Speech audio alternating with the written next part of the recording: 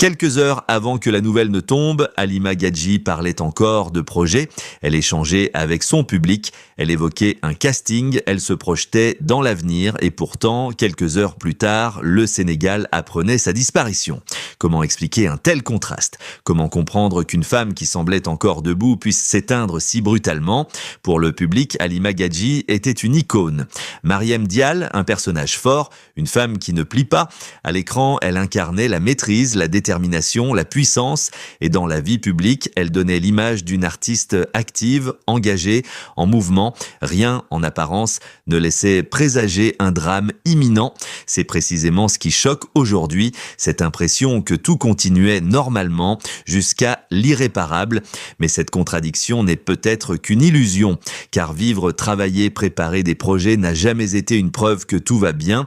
Chez Halima Gadji, il y avait cette dualité permanente. La lumière publique et l'ombre intérieure, elle l'avait elle-même reconnue à plusieurs reprises.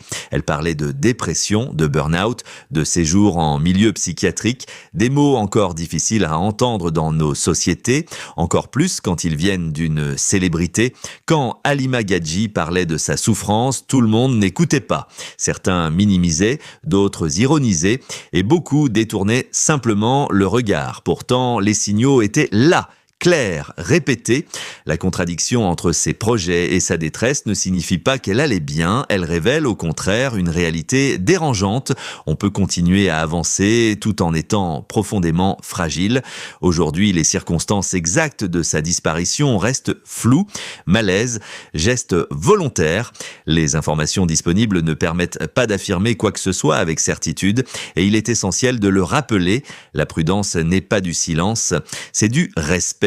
La disparition d'Halima Gadji nous confronte à une vérité inconfortable. Le fait qu'elle parlait encore de projet ne rend pas sa mort incompréhensible. Il la rend tragiquement humaine. La vraie question n'est pas pourquoi continuait-elle à travailler. La vraie question est pourquoi, quand elle parlait de sa douleur, n'avons-nous pas pris la mesure de ce qu'elle disait? Si ce contraste nous choque aujourd'hui, alors peut-être qu'il est temps d'écouter autrement ceux qui parlent encore. Mais l'histoire d'Halima Gadji nous rappelle une chose essentielle. La notoriété n'immunise pas contre la dépression, les projecteurs n'éteignent pas les tempêtes intérieures. Et le succès ne guérit pas les blessures invisibles. Dans la prochaine vidéo, nous irons plus loin. Nous parlerons de cette illusion dangereuse selon laquelle être connu, admiré ou puissant signifie forcément aller bien. Nous parlerons de santé mentale en Afrique, de ce silence collectif, de cette pression à rester fort et de ce prix humain que trop de personnes continuent de payer en silence. Parce que comprendre, c'est déjà commencer à protéger.